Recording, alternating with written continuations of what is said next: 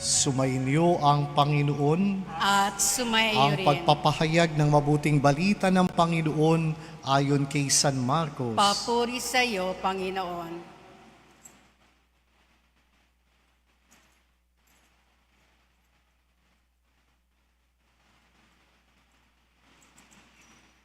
Noong panahong yun, muling pumasok si Jesus sa sinagoga at naratnan niya roon ang isang lalaking patay, ang isang kamay. Kaya't binantayan ni Jesus ang ilang tao naroon upang tingnan kung pagagalingin niya ang lalaking yaon sa araw ng pamamahinga para may maiparatang sila sa kanya. Tinawag ni Jesus ang lalaking patay ang kamay. Halika rito sa unahan. Tinanong niya pagkatapos sa mga tao, alin ba ang ayon sa kautusan? Ang gumawa ng mabuti o gumawa ng masama sa araw ng pamamahinga? Ang magligtas ng buhay o pumatay? Ngunit hindi sila sumagot. Habang tinitingnan ni Jesus sa mga taong nasa paligid niya, galit at lungkot ang nabadha sa kanyang muka. Dahil sa katigasan ng kanilang ulo, bumaling siya sa lalaki't sinabi, iunat mo ang iyong kamay. Iniunat naman ng lalaki ang kanyang kamay at ito'y gumaling. Umalis ang mga Pariseyo at nakipagsabwatan ang mga kampo ni Herodes upang ipapatay si Jesus. Ang mabuting balita ng Panginoon. Pinupuri ka namin, Panginoon Hesukristo. Ngayon po'y sinisimulan natin ang Triduum para sa paghahanda sa kapistahan ng Jesus Padre Nazareno na tinagurian nating lumbra sa ating parokya.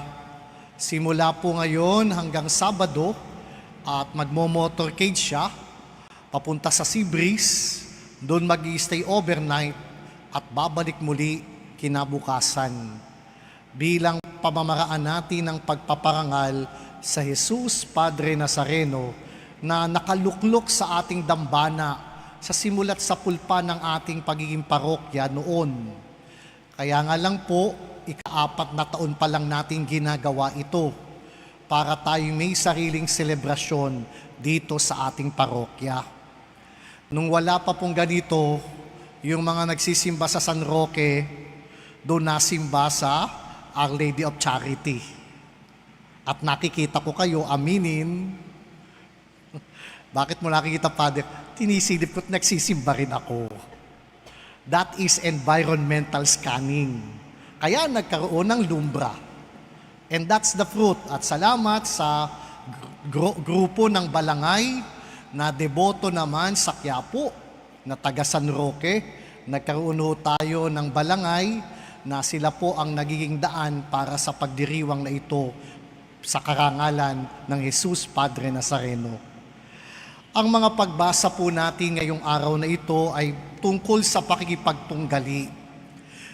It is a conflict building up between Pharisees and Jesus.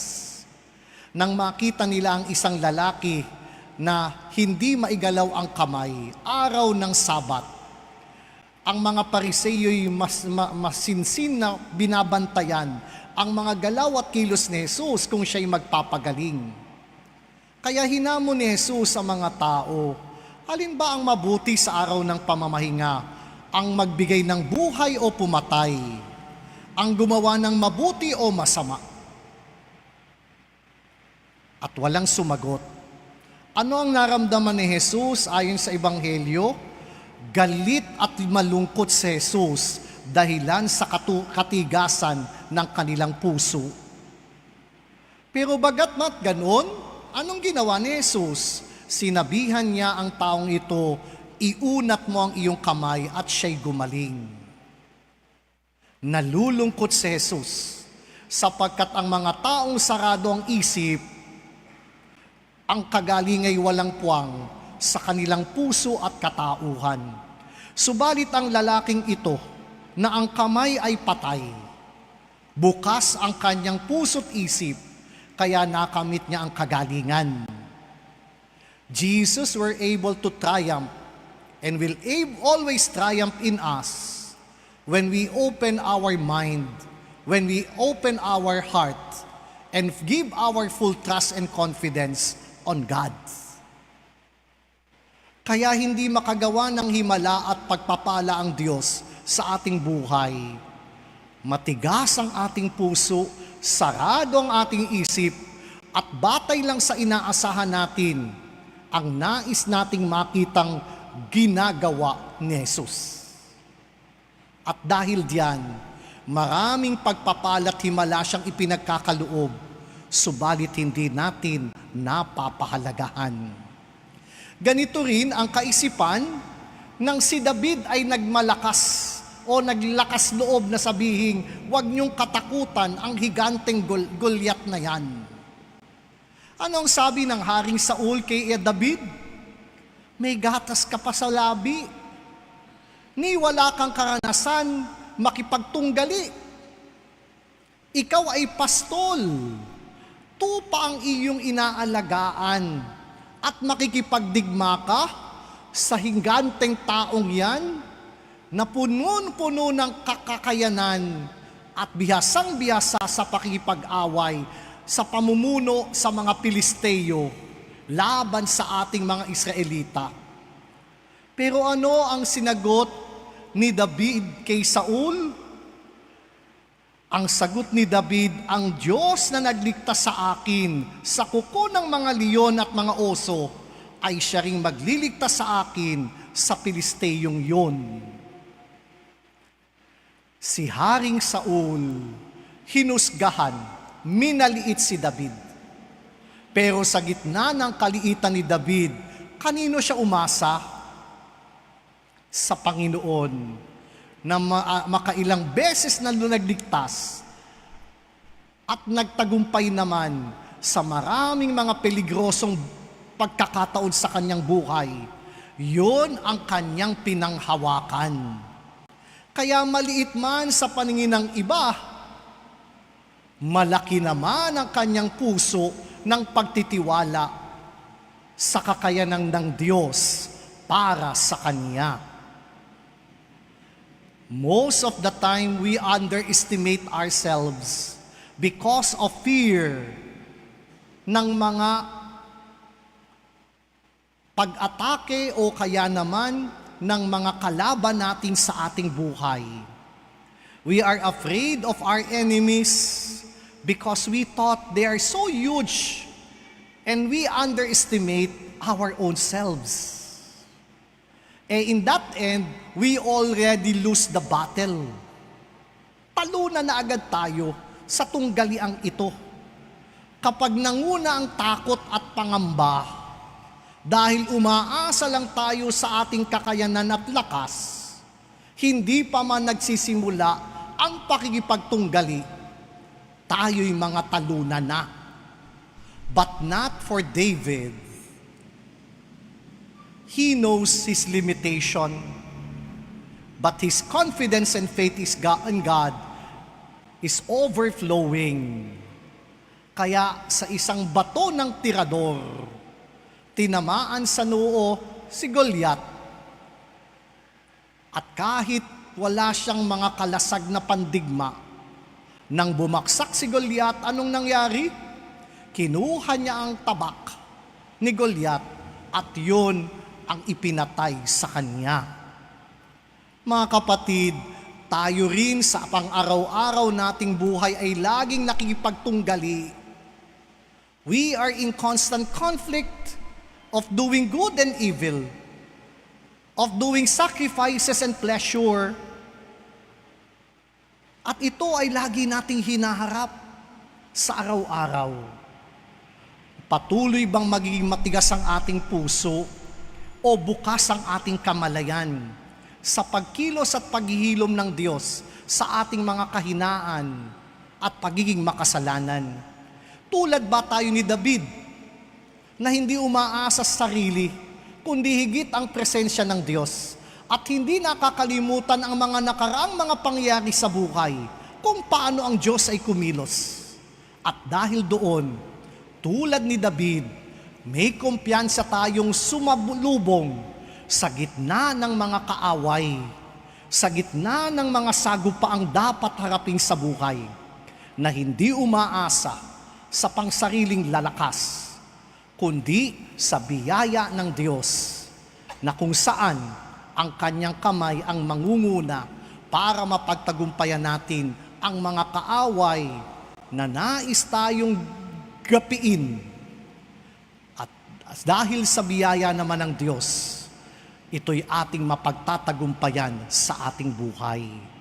Let the healing work of God take effect in us by opening our heart and welcoming the guidance of God, asking us, stretch out your hands, iunat mo ang iyong kamay. At tulad ni David, alam natin ang ating kahina at limitasyon, pero hindi natin nakakaligtaan ang mabubuting gawa ng Panginoon sa nakaraan nating buhay.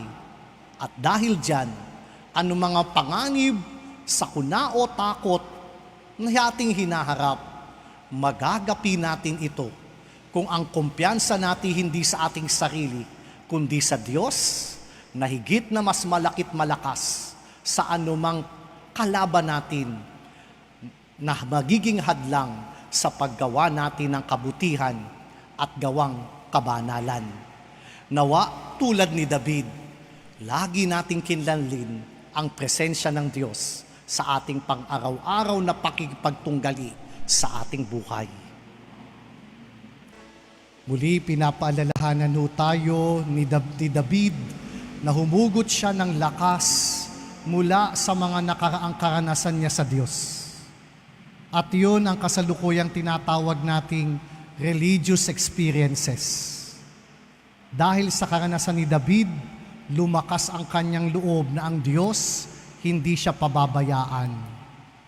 Kaya maganda rin nung baliktanawan natin ang mga nakaraang nating karanasan sa Diyos, lalo tigit kapag tayo sumasagupa sa malalaking gulayat sa ating buhay. Dahil ito'y magbibigay sa atin ng lakas at kumpiyansa na ang Diyos hindi tayo pababayaan. Kahapon po sa conference ng Diocese ng Imus sa taon ng pakikinig, at hindi lang naman isang beses kong narinig sa obispo ito, na itong ating mga pagdiriwang sa simbahan ay kumisay parang mga kulto.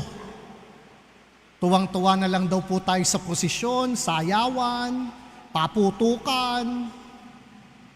Para sa kanya, lahat ito'y kulto. Kung wala namang karanasan ng pagmamalasakit, pagkakawang gawa, at pagtulong sa mga dukha at mahihirap. At ito'y hamon sa ating bawat pagdiriwang. Kulto ang ating pinagdiriwang mga debosyon kung hindi tayo nagbibigay ng karanasan sa isang Diyos na nagmamalasakit at nakaalala, lalo tigit sa mga kapuspalad at dukha sa ating kapaligiran. It will stay and remain to be a challenge so that there will be plenty of David who will remember God's goodness. Hopefully, in this kind of celebration, we could reach out to the less fortunate people. Ako kanina, 4 yung may sakit na aming pinasyalan. Isa nangangailangan pumunta sa TBS, dyan sa clinic, sa San Roque. May mga taong tumulong na hindi naman kaanak, may tricycle na nagpaanyo, may mga layko, at sa pagtulong-tulong nadala sa ospital yung dukha. At linggo-linggo'y bibigyan ng gamot para sakit na TB. Hindi ko sinasabi ito dahil sa aking sarili, kundi sa pagtutulong-tulungan. Hindi kailangan ng malaking okasyon at selebrasyon. Pero kahit sa ordinaryong panahon, pwede nating iparanas ang kabutihan ng Panginoon sa mga taong hindi naman natin kaano-ano't kakilala kung ang pagmamalasakit sa kapwa ay nagiging buhay. Anong bunga sa amin, sa akin? Kapag ako'y nagdadasal, may mga mukha ako't pangalan na naaalala. Dahil sa buong maghapon, nakadaong palad ko ang mga may sakit na ito. At ako'y natutuwa dahil kapag ako'y nagdadasal, naaalala ko muli ang mga mukha nila, ang sitwasyon, kondisyon at pangalan, at naisasama ko sa aking dasal. Ganong uri ng diwa, sanay na ipaparanas din natin upang wag tayong maging kulto. kundi tayo tulad ni Jesus, nagiging instrumento ng kagalingan para sa kapwa-tao. Sumainyo ang Panginoon At sumayo at rin. pagpalain kayo ng dakilang Diyos Ama, Anak at Espiritu Santo. Amen. Naihandog natin ang hapag ng Eucharistia. Humayo kayo't ang Diyos at kapwa'y mahalin at paglingkuran. Salamat sa Diyos.